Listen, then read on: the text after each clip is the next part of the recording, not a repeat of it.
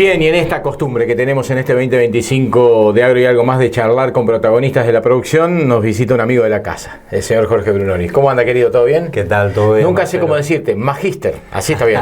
Sí. Sí, viste que te dicen Jorge. doctor. Jorge, sí, bueno, pero viste, el ingeniero, el doctor, Sí. Bueno, en tu caso el magíster. Magíster, exactamente. Para empezar, y para recordarle, porque como dice Mirta, el público se renueva, magíster, ¿en qué especialidad? En salud y producción porcina. Específicamente. Específicamente, sí. Bien. Sí. Después de estudiar veterinaria. Claro, vos tenés hay el título de grado, que es, en el caso de la parte agronómica, puede ser un ingeniero zootecnista, veterinario, agrónomo y algunos otros más. Eso es grado. Bien. Y después del grado viene el posgrado, que ya sí, ahí son con nivel de maestría. Y después viene recién el doctorado. Por eso hay algunas profesiones que te dicen doctor, o por ejemplo en veterinaria es muy común que te digan doctor, en medicina humana también, pero a veces no tenés el doctorado. Claro. Hay algunos títulos como el de abogacía que sí habilitan a que se lo denomine doctor, pero si no, vos tenés que tener un doctorado para ser doctor. Claro, claro que sí. Y aprovechando, y antes de meternos en el tema específico de la producción, ¿por qué decidiste la especialización en aquel momento de producción porcina? Mirá, yo la hice ya con unos cuantos años, porque ya estaba casado y con hijos, y bueno, en la Argentina, en ese momento en el INTA, estando en la planta transitoria como estaba yo, no te dejaban hacer un posgrado, y menos fuera del país. Entonces, como en esa época se flexibilizó eso, y Río Cuarto, que era mi universidad, tenía el único posgrado que había en especialización en producción porcina, en producción y en sanidad. Bueno, no, yo fui la segunda camada de ese posgrado, así que nos quedaba cerca, dentro del país, y la verdad que tenía un muy buen nivel, con muchos profesores extranjeros, así que bueno, y casi que es una exigencia en el INTA. Yo te diría que hoy casi ya es normal que la mayor parte, casi el 100% de los profesionales tengan posgrado. Y le viste potencial a la producción. Más allá de las avatares que después la Argentina te llevó a transitar en la historia del país, ¿le viste potencial en ese momento? ¿Por eso la decisión? Sí, la verdad que yo siempre digo, Marcelo, que el sector porcino, yo lo hice en el año, desde el 98 al 2000, terminé con la tesis por allá en el 2001-2002. Y ahí fue donde hizo el quiebre el sector porcino. Hasta ahí las perspectivas del sector no eran las que tiene hoy, claro, ¿no? Era un sector muy chiquito, poco tecnificado, con una variabilidad muy grande entre los sistemas al aire libre y algunos confinados que empezaban a ser cada vez más grandes, con mucha cantidad de pequeños y medianos productores, pero sí quizá con mucha más cantidad de distribución territorial de los productores. Y bueno, uno había apostado a esto, yo creo que ya te comenté, mi visión como veterinario no era trabajar en producción porcina, sino más en pequeños animales, me gustaban más las mascotas, pero después, bueno, el hecho de haber ingresado en el INTA, y la verdad que fue una producción que a mí me enamoró enseguida, me dediqué a esto, y bueno, y uno tenía la necesidad de perfeccionarse, no cabe ninguna duda, como pasa en todas las profesiones, bueno, te podés quedar con tu título y no estar constantemente actualizándote. En el INTA te exigen que hagas un posgrado, y si podés y seguís inclusive el doctorado, hay gente que tiene el postdoctorado. Bueno, entonces esa puerta que se me abrió y esa necesidad de capacitación, y también pensar en una producción que iba a crecer, me llevó a terminar a embarcarme y terminar la maestría, ¿no? En tu relato me dijiste una palabra que me encantó, perspectiva. ¿Por qué hoy ves perspectiva? Y si esas perspectivas que ven ¿tienen el contexto lógico de la continuidad o seguimos empantanados en ese aspecto? No, yo creo que el sector porcino, si bien tiene momentos difíciles, inclusive si analizamos un poco ya más cercano, dentro de los años, dentro del año tiene diferentes momentos. En los últimos 5 o 6 años el mercado se comporta el primer semestre de una manera, el segundo semestre de otra manera. Ni hablar de todos los contextos políticos, los cambios que van y vienen, y que tienen una diferente mirada de la macroeconomía y de la microeconomía que afectan a las producciones o en general. El sector supo seguir creciendo. Entonces uno cuando ve un sector que ya se estabilizó, que empieza a tener un cierto grado de madurez productiva y que puede atravesar sin prácticamente grandes perjuicios los momentos difíciles del país, bueno, entonces uno le da perspectiva. Aparte vos vas viendo cómo se tecnifican, cómo crecen las granjas, qué sé yo. Si nos ponemos en la zona nuestra, Marcelo, hace unos años atrás uno encontraba quizá un productor grande, era 200, 300 madres. Hoy tenemos en Montevideo 12.000 madres, en el criadero que es de acá ahora 1.700 madres, la gente de Winca Cereales llegando casi a las 5.000 madres. Entonces tenemos toda una serie de tecnología que va creciendo y que hace, y en volumen y en tecnología, que hace que uno tenga, digamos, una perspectiva positiva de la actividad. Aparte, los guarismos de mercado lo van dando. El sector porcino el año pasado fue el único que creció en consumo.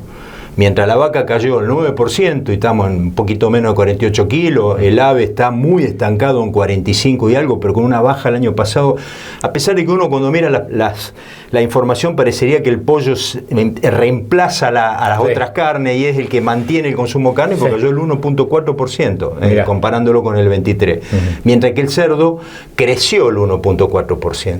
Entonces, con ese motor del consumo interno, sumado a la exportación que sigue creciendo, de a poquito pero sigue creciendo, entonces la visión futura es buena para el sector. Es buena, aprovechando también el contexto de lo que significa el menor consumo de carne vacuna, como dijiste vos, de los últimos 30 años. Sí, no, tenemos que ir muchos años para atrás para tener una visión de una caída del consumo tan fuerte. Que ahí hay un concepto lindo a veces para aclararle a la gente. Cuando uno mira el consumo total por habitante año de carnes, porque ahí está la cuestión, en la S está la cuestión. El periodismo, sobre todo capitalino, analiza la carne como la carne bovina. Claro, sí. Tanto se dice cayó el consumo de carne, la verdad es que cayó el consumo de carne bovina. Claro.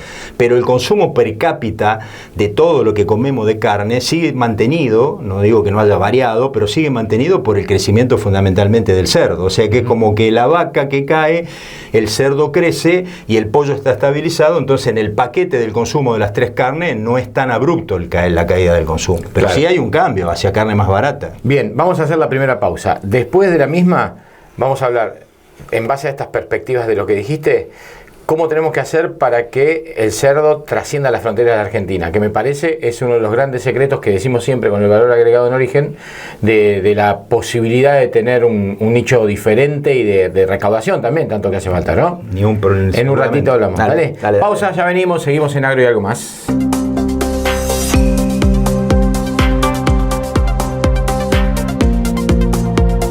Bienvenidos al mundo AFA, un mundo que evoluciona en tecnología, crece en servicios y diversifica su oferta de productos, impulsando nuestra agricultura. Agricultores Federados Argentinos, un mundo hecho entre todos, todos los días. Catteli acompaña al productor argentino que apuesta al crecimiento. Somos número 1 en ventas de cosechadoras, tractores, repuestos, agricultura de precisión y servicio postventa. Con la tecnología de New Holland, Aliochis y Cestari, ofrecemos soluciones confiables para cada desafío en el campo. Catteli, junto a vos en cada momento.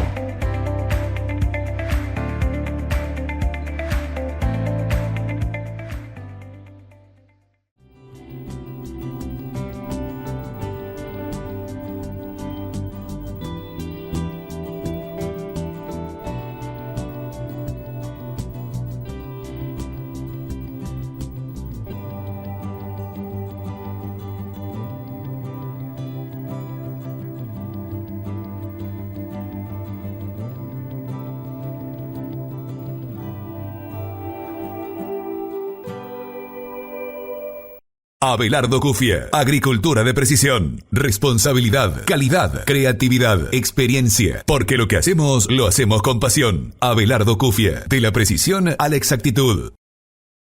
En un hecho histórico para Córdoba, el gobernador Martín Yarlora abrió las sesiones del Poder Legislativo en el interior provincial en la ciudad de Deán Funes. En la oportunidad, Yarlora destacó el enorme esfuerzo realizado por los cordobeses para acompañar las políticas económicas del gobierno nacional que permitieron reducir la inflación.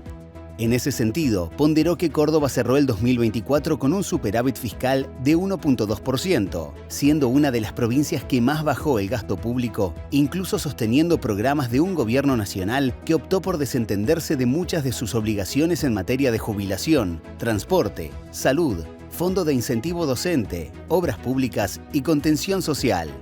Para seguir acompañando la reducción del gasto público, en el 2025, la provincia hará otro esfuerzo, reduciendo un 30% el número de agencias existentes en el organigrama del Estado provincial. Al mismo tiempo, seguiremos acompañando a sectores productivos con nuevas medidas. sostenimiento de la promoción industrial y elevación del mínimo no imponible de ingresos brutos para las industrias, exhibición del impuesto a la mera compra al sector agropecuario, además de la exhibición del impuesto inmobiliario rural a las zonas rojas establecidas por la Ley de Bosques y el diferimiento de dicho impuesto para aquellos productores que tengan dificultades económicas. Diferimiento del impuesto inmobiliario urbano para comercios e industrias de toda la provincia que estén en crisis. Reducción de un 50% de las alícuotas a comercios para que Córdoba siga siendo un gran centro de mercados. Córdoba no para, y ustedes lo ven. Córdoba sigue apostando al crecimiento, al desarrollo y a la inversión. Una imagen vale más que 1000 palabras. En uno de los años más difíciles de la República Argentina, Córdoba no paró. Gobierno de Córdoba. Con el esfuerzo de todos, seguimos haciendo. Gestión Martín Yarlora. Domingo Abadía Maquinarias presenta la nueva sembradora Super Walter W1770 Triflex. Una sembradora de granos finos con prestaciones únicas, de simple manejo, gran versatilidad que garantiza la profundidad de la semilla de manera uniforme, con alta precisión en la distribución, maximizando el potencial de su cultivo y además con un sistema que permite un simple traslado. Para sembrar con excelencia, la mejor opción es Super Walter y la nueva W1770 Triflex. Vení y visitanos en la Fiesta Nacional del Trigo, en el stand de Domingo Abadía Maquinarias, y conocer los detalles de una nueva manera de sembrar.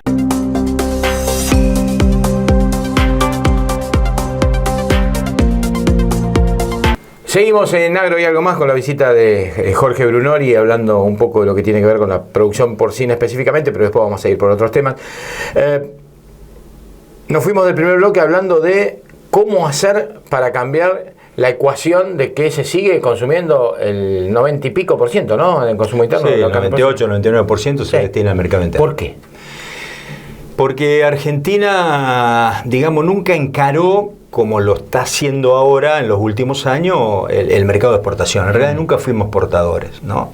Es como, inclusive tiene un ordenamiento lógico. Primero, consolidar el mercado interno, que nosotros creemos que todavía está bastante lejos de la estabilización o de lo que uno podría decir el techo de consumo de cerdo. ¿Cuánto vamos a comer en Argentina? Hoy estamos comiendo 17 kilos. Bueno, la mayoría pensamos que podríamos llegar a pasar los 20 kilos de consumo, ¿no?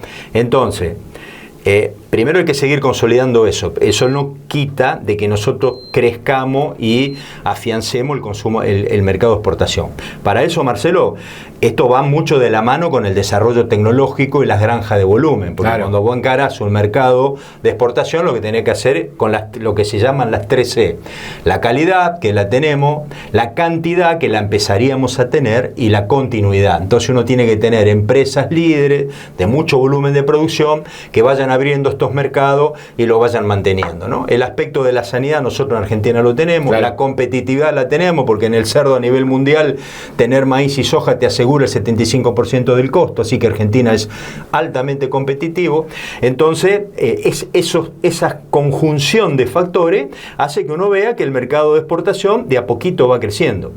Ahora, ¿por qué no crecemos más fuerte? ¿Por qué Chile exporta más de 200.000 toneladas y nosotros el año pasado llegamos a 15.000? Claro. ¿Por qué Brasil supera el 1,5 millones y nosotros? Bueno, ahí sí ya empieza a jugar la economía y sobre todo la macroeconomía. Nosotros hoy tenemos un dólar, vos lo decís siempre en cada uno de tus programas, muy atrasado, que nos perjudica para la competitividad productiva, ¿no? Por ejemplo, hoy Argentina tiene un precio en dólar por kilo de cerdo de $1,70 y Brasil tiene $1,30. Claro. Entonces, a la hora de salir a ofrecer carne de cerdo al mundo en dólares, vos sos caro. Claro. ¿Tá?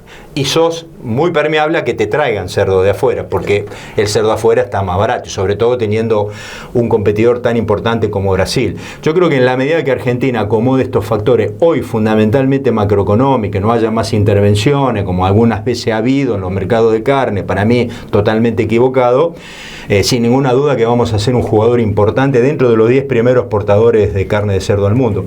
Yo ya te lo he comentado y lo hemos hablado, pero hoy el principal, y sigue siendo exportador de carne de cerdo al mundo, es la Comunidad Económica Europea en su conjunto, y no tiene grano. Y yo te estoy diciendo que el maíz y la soja es el 75% del costo de producir un kilo de carne de cerdo. Por lo tanto, ellos nos compran el grano a nosotros, lo mismo hace Chile, y después exporta carne de cerdo al mundo.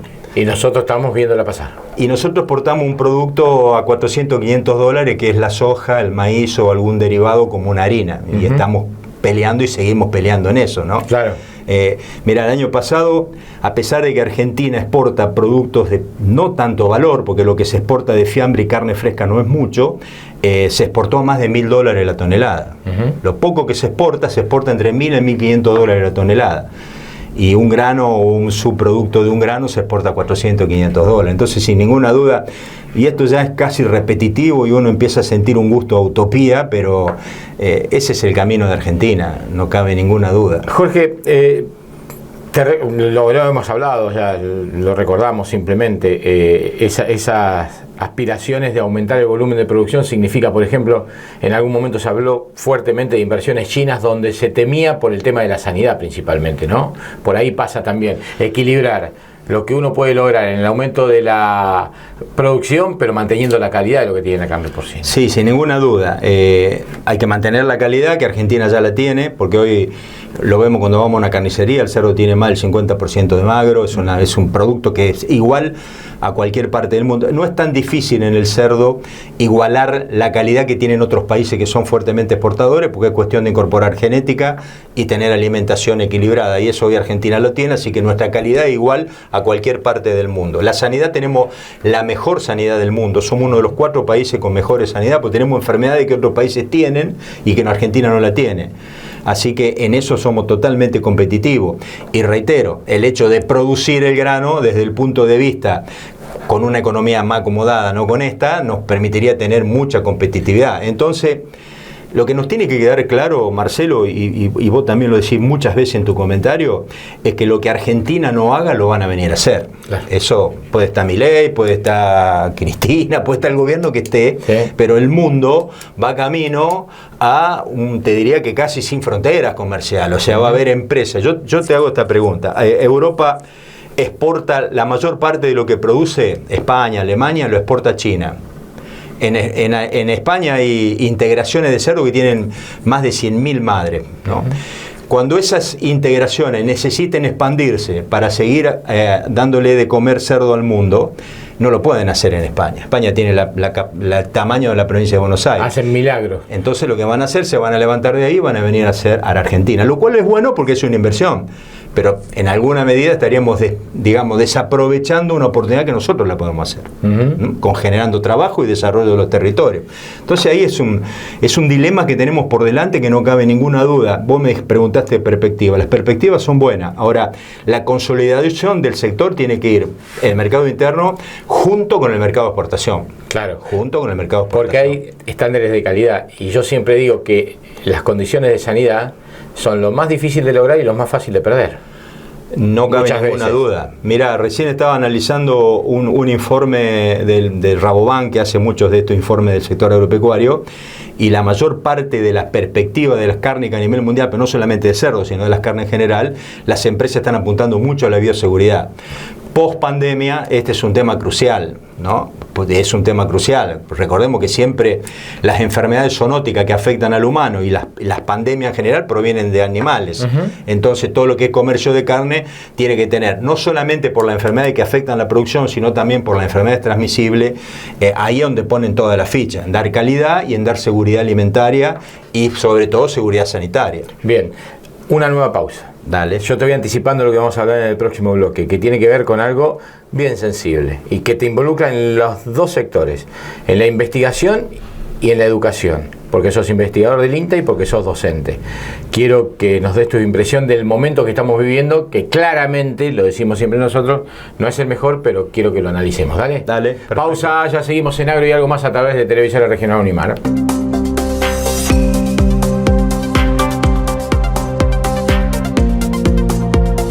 Bienvenidos al mundo AFA, un mundo que evoluciona en tecnología, crece en servicios y diversifica su oferta de productos, impulsando nuestra agricultura. Agricultores Federados Argentinos, un mundo hecho entre todos, todos los días. Catteli acompaña al productor argentino que apuesta al crecimiento. Somos número 1 en ventas de cosechadoras, tractores, repuestos, agricultura de precisión y servicio postventa, con la tecnología de New Holland, Aliochis y Cestari. ofrecemos soluciones confiables para cada desafío en el campo. Cateli, junto a vos, en cada momento.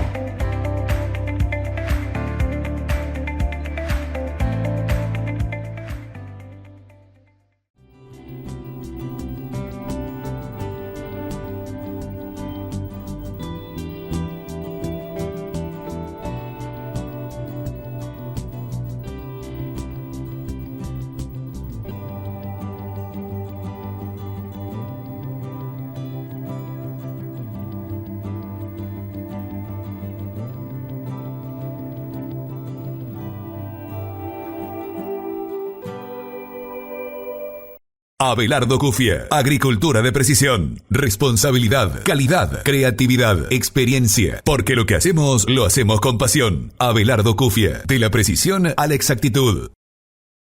En un hecho histórico para Córdoba, el gobernador Martín Yarlora abrió las sesiones del Poder Legislativo en el interior provincial en la ciudad de Deán Funes. En la oportunidad, Yarlora destacó el enorme esfuerzo realizado por los cordobeses para acompañar las políticas económicas del gobierno nacional que permitieron reducir la inflación. En ese sentido, ponderó que Córdoba cerró el 2024 con un superávit fiscal de 1.2%, siendo una de las provincias que más bajó el gasto público, incluso sosteniendo programas de un gobierno nacional que optó por desentenderse de muchas de sus obligaciones en materia de jubilación, transporte, salud, Fondo de Incentivo Docente, Obras Públicas y Contención Social. Para seguir acompañando la reducción del gasto público, en el 2025, la provincia hará otro esfuerzo, reduciendo un 30% el número de agencias existentes en el organigrama del Estado provincial. Al mismo tiempo, seguiremos acompañando a sectores productivos con nuevas medidas, sostenimiento de la promoción industrial y elevación del mínimo no imponible de ingresos brutos para las industrias, exhibición del impuesto a la mera compra al sector agropecuario, además de la exhibición del impuesto inmobiliario rural a las zonas rojas establecidas por la Ley de Bosques y el diferimiento de dicho impuesto para aquellos productores que tengan dificultades económicas. Diferimiento del impuesto inmobiliario urbano para comercios e industrias de toda la provincia que estén en crisis. Reducción de un 50% de las alícuotas a comercios para que Córdoba siga siendo un gran centro de mercados. Córdoba no para, y ustedes lo ven. Córdoba sigue apostando al crecimiento, al desarrollo y a la inversión. Una imagen vale más que 1000 palabras. En uno de los años más difíciles de la República Argentina, Córdoba no paró. Gobierno de Córdoba. Con el esfuerzo de todos, seguimos haciendo. Gestión Martín Yarlora. Domingo Abadía de Maquinarias presenta la nueva sembradora Super Walter W1770 Triflex. Una sembradora de granos finos con prestaciones únicas, de simple manejo, gran versatilidad que garantiza la profundidad de la semilla de manera uniforme, con alta precisión en la distribución, maximizando el potencial de su cultivo y además con un sistema que permite un simple traslado. Para sembrar con excelencia, la mejor opción es Super Walter y la nueva W1770 Triflex. Vení y visitanos en la Fiesta Nacional del Trigo, en el stand de Domingo Abadía de Maquinarias, y conocer los detalles de una nueva manera de sembrar.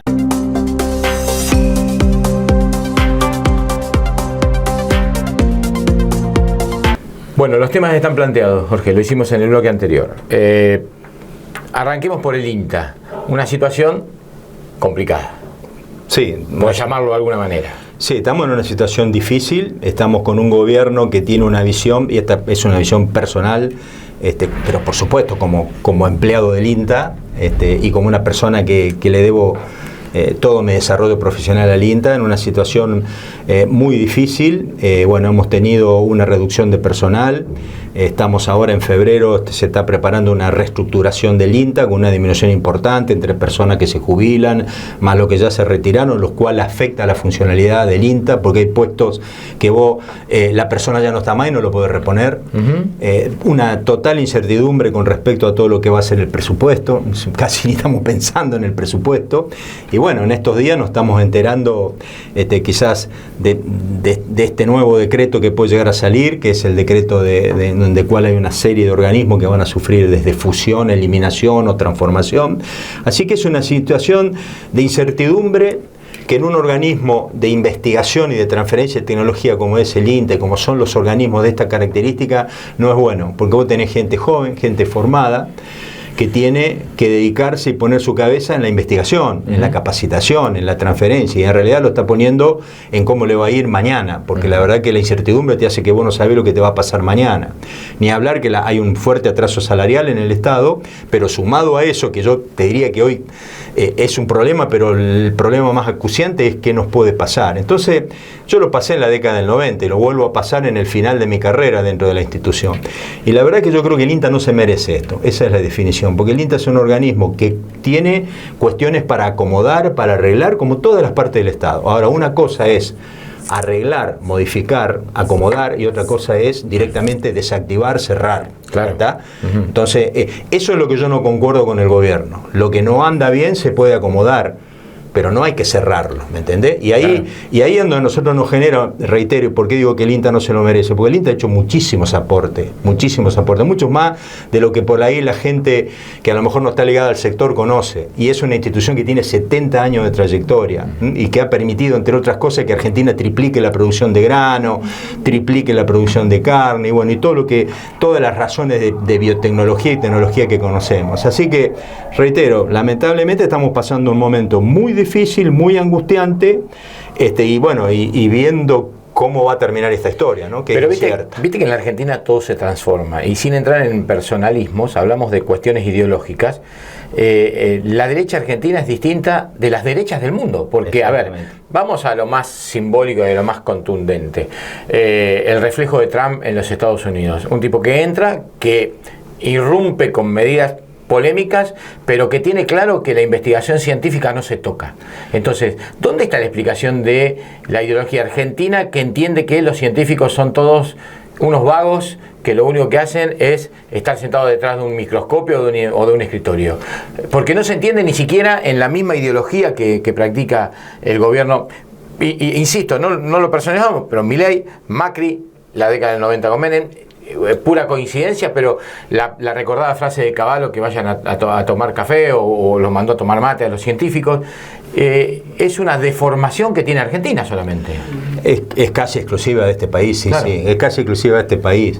Y yo creo que hay una no reacción de la sociedad hacia esto. O sea, la sociedad no analiza como vos lo estás diciendo la cuestión. La sociedad analiza empleado público, vago, hay que sacarlo. Claro. No analiza la función que tiene que tener el Estado y la importancia. Reitero, a veces esto puede sonar a que yo me estoy autodefendiendo. La verdad, yo estoy casi jubilado, por lo tanto podría estar en una situación bastante más tranquila que la que estoy, pero uno está convencido de la importancia de esto.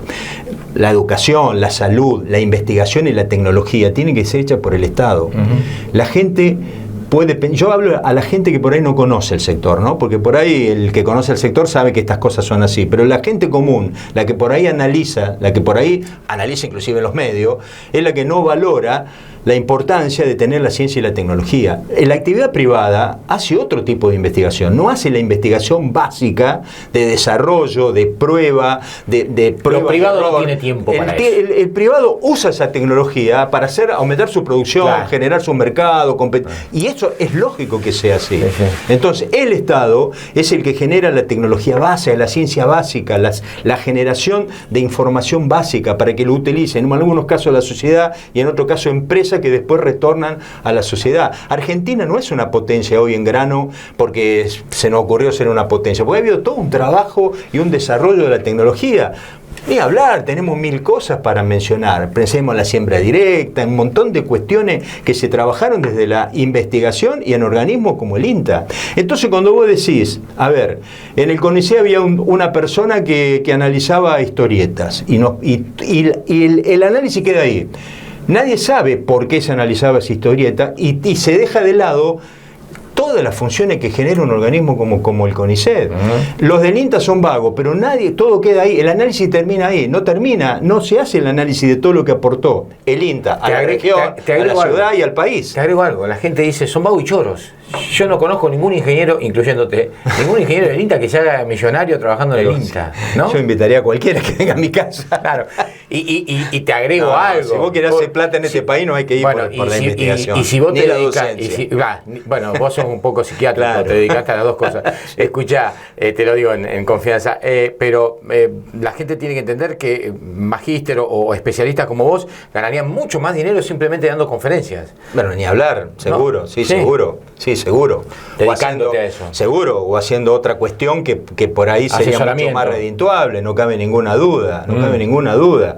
Por eso te reitero, no es viable un país sin ciencia y sin tecnología. No vamos a tener avance, Marcelo. No hay que analizar el Estado desde el punto de vista de las cosas que vemos mal en el Estado. Esas cosas que vemos en el Estado hay que arreglarlas. Pero el Estado, cumpliendo las funciones primordiales que tiene que tener un Estado, las tenemos que tener. Claro, pero llega un momento donde se mezcla todo. Claro, se mezcla todo Se y mezcla hoy todo. Vamos a la actualidad, que a mí me gusta analizarla y no, vos me conocés en ese aspecto. Hoy Milei tiene como ídolo a Elon Musk, que es obviamente el que cambió la humanidad según el presidente. Es histórico, perfecto. Elon Musk basa toda su empresa en la ciencia y en la investigación. Después vos podés estar de acuerdo cómo la usa, cómo no la usa, cómo gana el dinero, pero las empresas de Musk son absolutamente originadas, basadas y desarrolladas en la ciencia y en la tecnología. Entonces hay una contradicción. Gran parte del cual la hace el Estado. Totalmente. Es totalmente. Así. Es que para eso está el Estado, para hacer esa ciencia y tecnología que después, más allá de lo que nos puede generar en los más cada uno de nosotros, empresas como esa la transforman, la multiplican, la hacen masiva. Para eso, así funciona el mundo. No hay ningún país que no tenga Estado. Vos decime algún país que vos conozcas que no tenga Estado. No hay ninguno se va a desarrollar sin Estado. Después reitero, esto no es una defensa hacia las cosas que están mal en el Estado. Necesitamos analizarlo. Yo hace muchos años que dentro de mi institución propongo y lo estamos haciendo, analizar, ver para dónde tenemos que ir, qué tenemos que hacer, qué no tenemos que hacer, qué hace la actividad privada bien y qué tiene que hacer el INTA, que no hace la actividad privada. Ese es otro análisis. Eso es un análisis racional que nos llevaría a un excelente puerto. Ahora, si vos primero cerrás la persiana, listo, cerraste la persiana.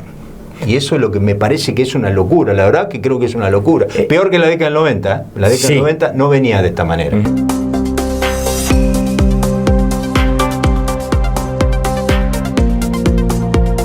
Bienvenidos al mundo AFA, un mundo que evoluciona en tecnología, crece en servicios y diversifica su oferta de productos, impulsando nuestra agricultura. Agricultores Federados Argentinos, un mundo hecho entre todos, todos los días. Catteli acompaña al productor argentino que apuesta al crecimiento. Somos número 1 en ventas de cosechadoras, tractores, repuestos, agricultura de precisión y servicio postventa. Con la tecnología de New Holland, Aliochis y Cestari, ofrecemos soluciones confiables para cada desafío en el campo. Catteli, junto a vos en cada momento.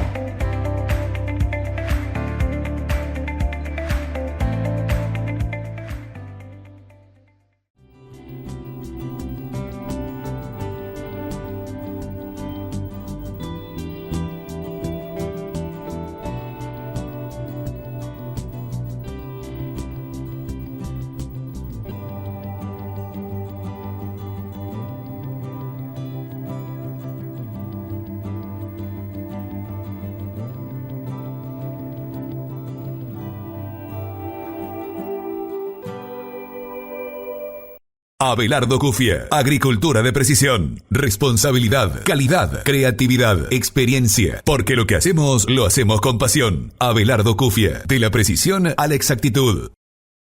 En un hecho histórico para Córdoba, el gobernador Martín Yarlora abrió las sesiones del Poder Legislativo en el interior provincial en la ciudad de Deán Funes. En la oportunidad, Yarlora destacó el enorme esfuerzo realizado por los cordobeses para acompañar las políticas económicas del gobierno nacional que permitieron reducir la inflación.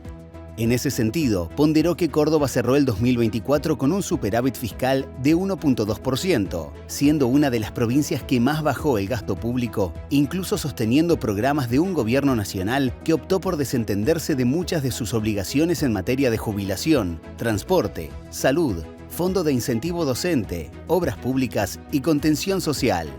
Para seguir acompañando la reducción del gasto público, en el 2025, la provincia hará otro esfuerzo reduciendo un 30% el número de agencias existentes en el organigrama del Estado provincial. Al mismo tiempo, seguiremos acompañando a sectores productivos con nuevas medidas, sostenimiento de la promoción industrial y elevación del mínimo no imponible de ingresos brutos para las industrias, exhibición del impuesto a la mera compra al sector agropecuario, además de la exhibición del impuesto inmobiliario rural a las zonas rojas establecidas por la Ley de Bosques y el diferimiento de dicho impuesto para aquellos productores que tengan dificultades económicas. Diferimiento del impuesto inmobiliario urbano para comercios e industrias de toda la provincia que estén en crisis. Reducción de un 50% de las alícuotas a comercios para que Córdoba siga siendo un gran centro de mercados. Córdoba no para, y ustedes lo ven. Córdoba sigue apostando al crecimiento, al desarrollo y a la inversión. Una imagen vale más que 1000 palabras. En uno de los años más difíciles de la República Argentina, Córdoba no paró. Gobierno de Córdoba. Con el esfuerzo de todos, seguimos haciendo.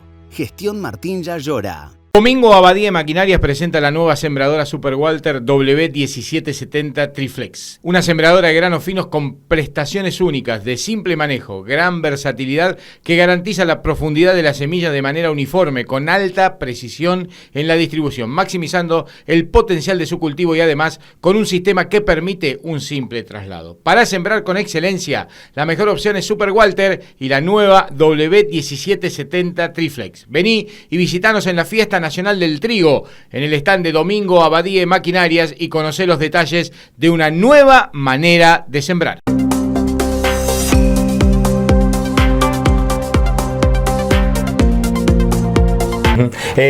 No, de hecho, la época de los 90 querían tener un cohete que iba a la Luna, desde Río Cuarto a la Luna y de a China en una hora. O sea, aparte, y eso es ciencia, más allá de lo ridículo del ejemplo, eso es ciencia y tecnología. Hay una cosa que yo la pongo como ejemplo, porque la comunidad, y ya centrándonos a veces en el análisis que hace la ciudad de Marcos Juárez, que la ciudad de Marcos Juárez se olvidó rápido.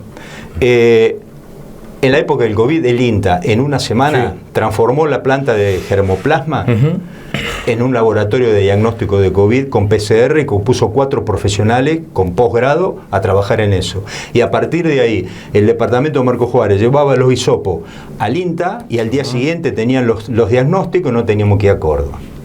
Bueno, ese es uno de los ejemplos por los cuales digamos, el trabajo entre la actividad privada, el hospital, las instituciones públicas como el INTA, son el ejemplo de por qué el Estado tiene que estar presente. Bien, ¿dónde encontrás la motivación? Viste que estas notas que estamos haciendo ahora en Agregar Algo Más, con la modalidad que seguimos con la actualidad, pero en este tipo de notas queremos meternos también en el conocimiento del protagonista y en este caso de Jorge Brunori. ¿Cuál es la motivación que encontraste para seguir en un país que te entrega esas condiciones en la investigación y en la docencia? Mira, yo la motivación la encuentro porque yo creo que Argentina, o sea, yo ya no lo voy a ver, lamentablemente, y capaz que nuestras generaciones, vos sos más joven que yo, no tanto. Bueno, ya quizá no veamos una Argentina diferente. Yo estoy totalmente convencido que Argentina va a despegar en algún momento y que quizás nuestros hijos o nuestros nietos vean un país diferente. De eso estoy totalmente convencido. Porque es un país que es inigualable al mundo, ¿está? Porque nosotros tenemos superficie, que son cosas que el argentino no analiza, ¿no? Tenemos superficie, tenemos agua dulce, tenemos riqueza, tenemos minerales, tenemos energía. Ahora lo estamos viendo con Vaca Muerta. Aparece el tema del litio. Argentina es uno de los centros del mundo del litio. O sea, somos un país maravilloso, de casi un paraíso. Por eso está esa anécdota que Dios le puso a los argentinos para contrarrestar un poco. Pero bueno, esa anécdota que es muy gráfica de lo que es la Argentina, yo estoy convencido que en algún momento vamos a despegar. En algún momento vamos a despegar. Le estamos errando y trompezando con las piedras y parece que nunca nos vamos a levantar, pero en algún momento nos vamos a levantar y vamos a empezar a pensar diferente y vamos a empezar a ver que no hay que entregarle al mundo una materia prima para que la transforme en otra cosa, sino que la tenemos que transformar nosotros. Vamos a ver que no hay una puja entre la actividad privada y el Estado, que el Estado es el demonio y los demás no, sino que el Estado es necesario. Vamos a empezar a tener quizás políticos que empiecen a ver el país de otra manera. Va a haber una generación diferente de políticos. Capaz que esto suene muy utópico hoy, pero lo vamos a ver, y yo creo que Argentina, a partir de ahí, se va a transformar en un país totalmente diferente. No puede ser que Argentina no sea un país diferente. ¿Lo analizas como mito o como realidad la posibilidad de que desde afuera tampoco nos dejan crecer? Yo creo que hoy el mundo está muy cómodo con Argentina. Claro. La potencialidad que tiene Argentina, Marcelo, y si no la potencialidad. Los vecinos inclusive están muy cómodos con nosotros. Vos fijate lo que hacemos nosotros, por ejemplo, con la minería. Se la regalamos al mundo. Sí. Yo hace muchos años fui a dar varias veces charlas a San Juan, ahora probablemente tenemos que ir de vuelta, y vos hablas con los sanjuaninos y ellos saben que las minas que están del lado argentino no pagan regalía, y las que están del lado chileno se les cobra regalía, que las que están del lado argentino contaminan sin problema. Bueno, esas cosas algún día van a cambiar. Claro. Entonces, cuando el mundo ve lo que somos nosotros y cómo nos comportamos, está muy contento con nosotros. Nosotros somos proveedores de materia prima para el mundo. Es lo que yo te comentaba en el tema de los cerdos. Europa está recontento con el cano argentino. Le solucionamos un problema. Nos compran un maíz a $400 y terminan transformándolo en carne de cerdo y se lo venden a los chinos a $2.500 la tonelada. Tremendo. Entonces, está bárbaro que Argentina sí. ¿Qué hacemos nosotros? ¿Seguimos yendo por ese camino? ¿Seguimos tratando de generar más toneladas de grano? Yo creo que Argentina no tiene que seguir generando más toneladas de grano, tiene que seguir generando más toneladas de carne, de leche, de huevo. Ahora, pero cuando vos le explicás esto al productor, que también el productor en su idiosincrasia está cómodo, porque sí. Esa transformación de $400 a $2.500 significa un gran esfuerzo en el medio, ¿no? Sí. Que tiene que ver con el trabajo de la crianza animal, que no es lo mismo que la soja, el maíz o el trigo. Sí. Lo que pasa es que cuando vos le explicás esto al productor, y el productor está tranquilo, ¿por qué? Porque la parte agrícola, con la tecnificación que hoy tiene, te da cada vez menos trabajo.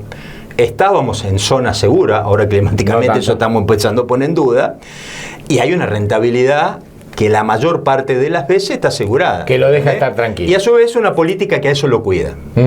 Lo cuida. Porque cuando hay algún problema se presiona un poco y bueno, y tenemos estas cuestiones de las retenciones. Las urgencias de los gobiernos. Que son urgencias.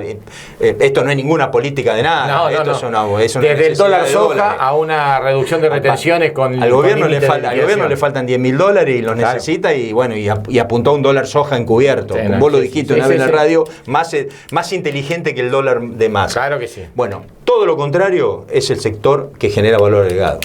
El sector que genera valor agregado no tiene ninguna ayuda, no tiene ningún apoyo, te cierran a veces las exportaciones para cuidar el mercado interno.